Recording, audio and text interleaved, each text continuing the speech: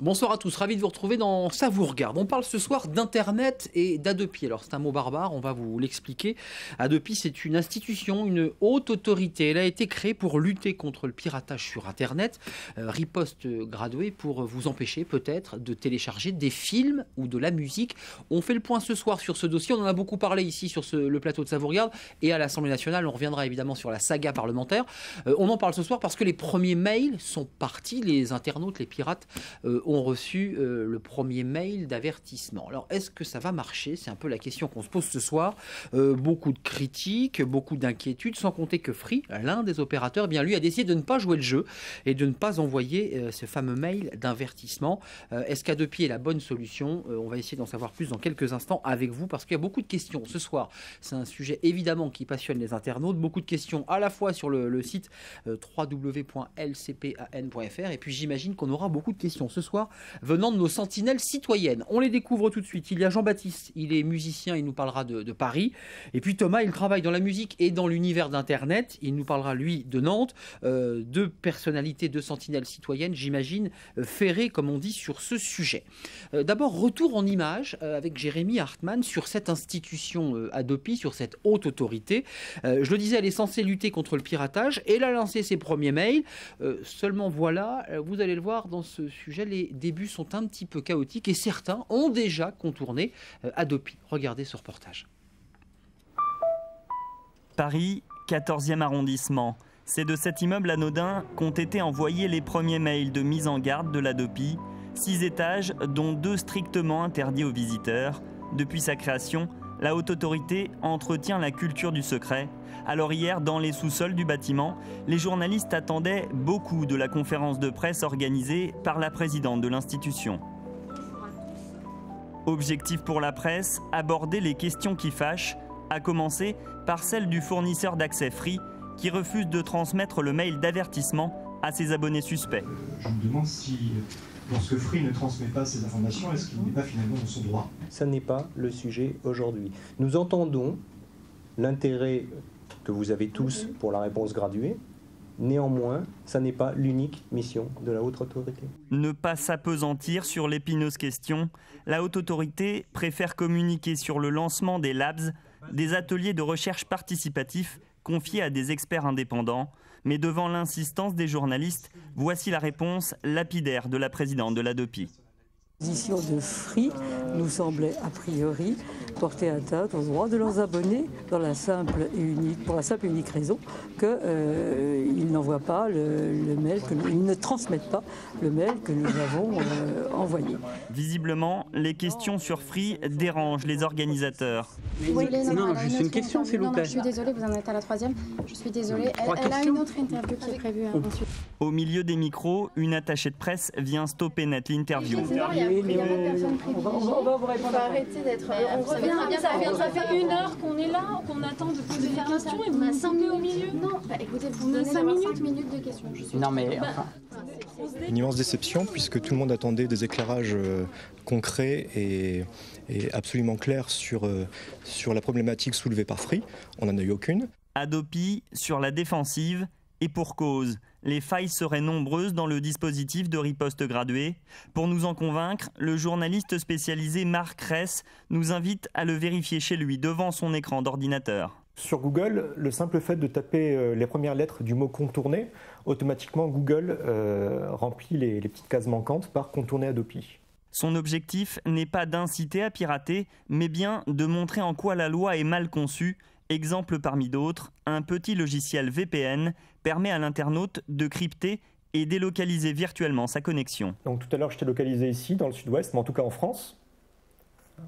Et lorsque j'ai activé le VPN, il m'a localisé en Afrique. Ah voilà, maintenant ça a changé, je suis aux États-Unis, je suis du côté de New York. En quelques secondes, on arrive à contourner une loi qui a pris plusieurs années pour être adoptée. Une loi contre laquelle s'était battu le député Lionel Tardy. Chef d'entreprise informatique, le parlementaire UMP est un fin connaisseur du secteur et une voix dissonante parmi sa majorité. Le problème de tout ça, c'est que le résultat va être nul. On va toucher qui? La ménagère de 45 ans qui a son fils qui fait du téléchargement dans sa chambre et qui n'était pas au courant. Maintenant, les spécialistes du téléchargement, il y a déjà longtemps qu'ils ont fait autrement. Le problème Hadopi irait même plus loin. Pour l'élu de Haute-Savoie, cette loi qui cible principalement les jeunes pourrait avoir de sérieuses conséquences électorales. Cette génération des 16, on va prendre 18, ceux en âge de voter jusqu'à 30 ans, aujourd'hui, on l'a complètement perdu. Vous verrez, ça va être un enjeu très important d'ici 2012. Erreur politique, aberration technologique, la loi Hadopi ne réglerait pas non plus la question de la rémunération des artistes. Selon les spécialistes, le dispositif ne rapportera pas un centime aux ayants droit. Voilà, nos invités sur le plateau, le débat a déjà commencé. 4 invités, ils connaissent parfaitement bien ce sujet. D'abord Franck Riester, bonsoir. Bonsoir. Député UMP de Seine-et-Marne, vous êtes vice-président du groupe d'études Internet, audiovisuel, société de l'information. Vous avez rapporté les 2 textes, on reviendra sur la saga parlementaire. Un premier rejeté dans un premier temps, puis un deuxième texte qui lui a été voté. On écoutera vos arguments. Vous dites, nous ne baisserons pas les bras, parce qu'il y a beaucoup de critiques qui fusent depuis quelques jours sur cette institution. En tout cas, merci d'être avec nous. Face à vous, Christian Paul, député socialiste de la Nièvre. Vous êtes un petit peu à l'origine du coup du rideau, on reviendra sur la saga, ces députés là, qui étaient derrière ce rideau et puis qui ont fait rejeter ce premier texte. On ne fera pas qu'un débat sur le Parlement. C'est la version romancée de l'histoire. D'accord. Ouais. Vous êtes vice-président, vous aussi, du même groupe d'études sur l'audiovisuel et Internet, et membre de cette mission d'information parlementaire commune sur les droits de l'individu dans la révolution numérique. Merci d'être avec nous. On écoutera votre point de vue à la fois sur Hadopi. Est-ce que ça va marcher? Parce que c'est un peu la question qu'on se pose ce soir. Puis avec nous 2 experts, ils ne partagent pas forcément le même point de vue sur ce dossier. D'abord, Mireille Imbert-Carretta, merci beaucoup d'être avec nous. Vous êtes présidente de la commission de protection des droits à l'Hadopi, c'est de votre service que partent justement ces mails d'avertissement. Je précise que vous êtes magistrate, vous avez été présidente du TGI de Melun et vous avez été par ailleurs, au cours de votre carrière, directrice adjointe au cabinet d'Elisabeth Guigou au ministère de la Justice jusqu'en 2000. Merci d'être avec nous parce qu'on l'a vu dans ce sujet de Jérémy Hartmann, effectivement, conférence de presse un peu chahutée pour justement lancer ces mails d'avertissement. Puis enfin, Jérémy Zimmermann, bonsoir, cofondateur et porte-parole de la Quadrature du Net. Vous êtes centralien, ingénieur consultant, vous êtes très remonté contre l'institution Hadopi et vous dénoncez une croisade, je vous cite là cette fois-ci, une croisade contre le partage, et on va revenir sur les failles juridiques parce que vous dénoncez un certain nombre de failles et de contournements du système. Avec nous 2 internautes, je crois savoir qu'ils connaissent bien le dossier puisque l'un est musicien, l'autre travaille dans la musique et dans l'internet. Jean-Baptiste, si c'est possible techniquement, est-ce qu'on peut vous entendre? Oui, ça va être possible, vous avez un téléphone. Oui. Jean-Baptiste, bonsoir. Court, très simple. Bonsoir. Je ne sais pas si vous avez suivi cette saga là, qui dure depuis maintenant presque plusieurs années. Comment vous regardez cette institution? Comment vous regardez ces mails envoyés aux internautes? Alors, moi, je suis issu du milieu de la création et ça m'inspire plusieurs choses. D'une part, comme on l'a vu depuis le début de cette opération, c'était certains artistes qui étaient mis en avant, qui constituent une espèce rare, pour pas dire en disparition, mais le milieu de la création compte énormément de précaires.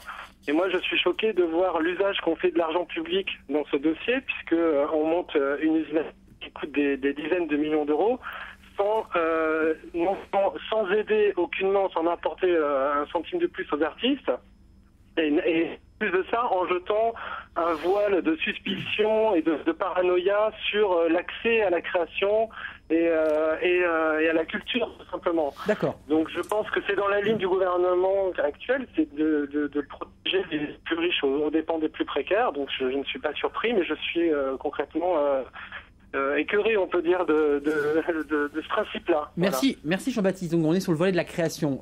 Thomas, qui travaillait dans la musique et l'internet, votre regard sur à la fois Hadopi puis ses premiers mails, parce que il y a le site Le Poste, là, ils ont réussi à avoir le premier témoignage de celui qui a reçu le premier mail et il dit: je suis surpris, ça me tombe sur la tête. Il explique que je ne suis pas, je le cite, je ne suis pas un gros téléchargeur.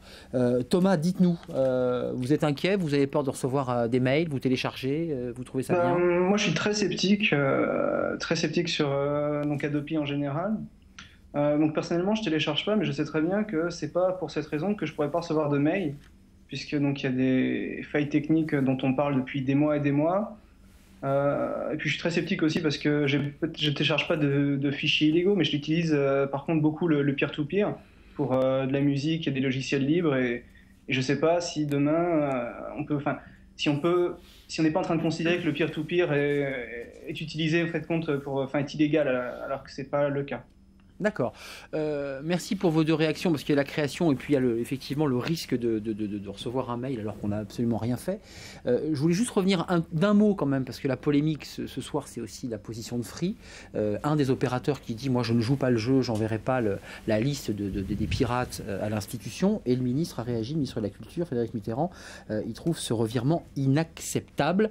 C'est ce qu'estime le ministre. Franck Riester, vous trouvez comme le ministre que c'est inacceptable? Est-ce que Free a le droit, par exemple, de ne pas jouer le jeu? Est-ce que c'est légal de ne pas effectivement donner la liste de ceux qui vont sur des sites illégaux? Oui, alors beaucoup de choses à dire. Concernant votre dernière question, il est clair que Free devra respecter la loi comme tous les fournisseurs d'accès Internet. Ça correspond à un revirement puisque Free a signé les accords de l'Élysée, qui étaient des accords interprofessionnels pour mettre en œuvre le projet de loi création Internet et la riposte graduée. Ils l'ont signé avec le pistolet sur la tempe. Non, ils l'ont signé dans notre démocratie. On ne signe pas avec le pistolet sur la tempe. Deuxièmement, attendez, si on peut commencer à essayer de se respecter et de s'écouter, ça serait quand même déjà bien.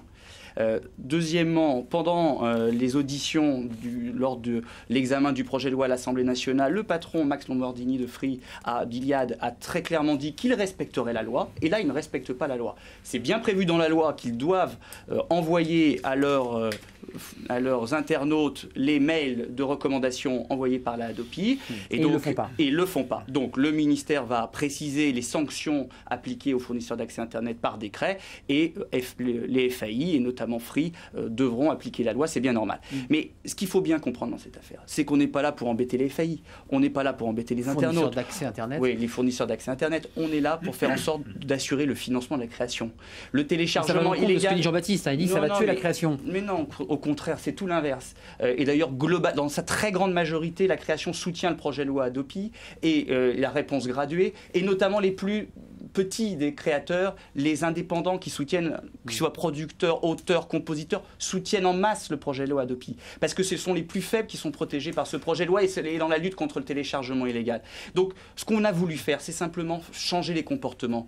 Il faut que celles et ceux qui téléchargent illégalement, ou qui ont plus globalement des pratiques illégales de consommation de biens culturels sur Internet, reviennent à des pratiques légales qui financent la création. Et avant même les envois de mails, ça marche, puisque le marché de la musique enregistrée, par exemple, ça remonte explose. Parce que les gens ont peur. Non, explose. Mais oui, explose.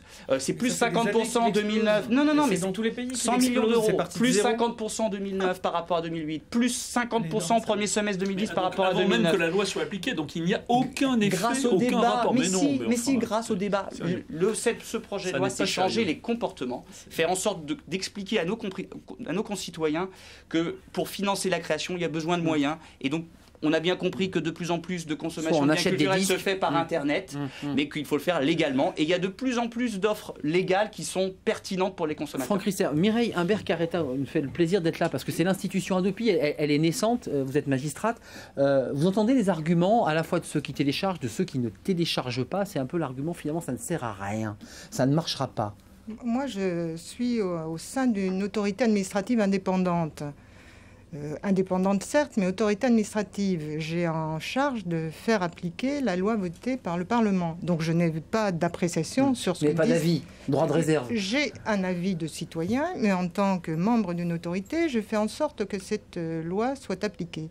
Actuellement, je voudrais simplement préciser sur Free. Oui, parce que là, on a vu que la question était un peu zappée à la conférence de presse. Oui, mais c'était à juste titre. Parce qu'il faut aussi comprendre que Marie-Françoise Maret, qui est présidente de l'Hadopi et présidente du collège, n'avait pas compétence pour répondre, parce qu'elle n'a pas en charge la réponse graduée. Et je n'ai pas voulu aller à la conférence de presse parce qu'il n'y a pas que la réponse graduée dans l'émission de l'Hadopi. Alors dites-nous, puisque c'est vous qui êtes aux manettes de ce dossier. Je vais le dire. Je vais dire qu'avec les fournisseurs d'accès, nous avons travaillé pendant tout le premier semestre d'une façon tout à fait correcte pour mettre en place les systèmes de connexion entre leur système et nous. Et ça a été, c'est pour ça qu'on le dit, parce que j'entends dire que l'Hadopi a un double langage en disant que ça va bien. Mais c'est allé très très bien. Je dois dire que le jeu sur la première partie, quoi. Ça marchait sur toute la première partie. Nous sommes arrivés à un cahier des charges sur l'ensemble en juin qui traite l'ensemble des connexions avec les FAI. Et là, ils veulent plus jouer le jeu. C'est pas qu'ils veulent plus jouer le jeu. Il y a Free qui joue le jeu parce qu'il nous a adressé les adresses de ses abonnés qui avaient été européens.